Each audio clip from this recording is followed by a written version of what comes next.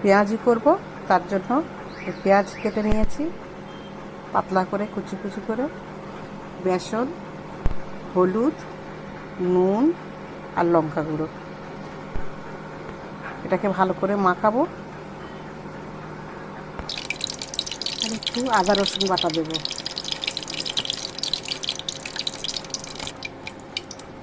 সামান্য একটু জল দেব, অল্প করে।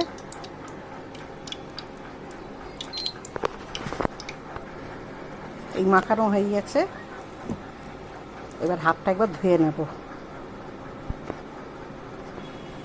এই ছোট ছোট করে নাড়ু করে নিয়েছি আর হাতটা ধুয়ে নিয়েছি।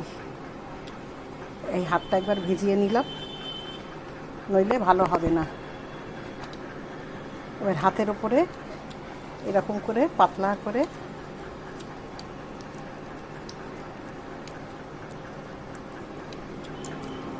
ছেড়ে দেবো।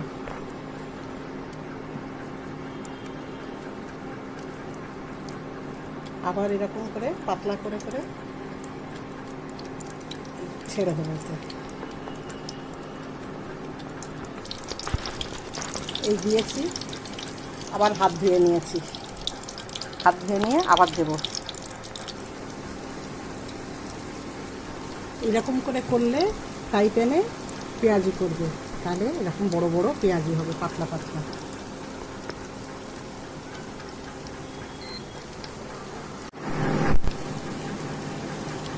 এই পেঁয়াজি বাদামি বাদামি হলে নামিয়ে নিতে হবে, একটু বেশি ভাজলে কালো হয়ে যাবে।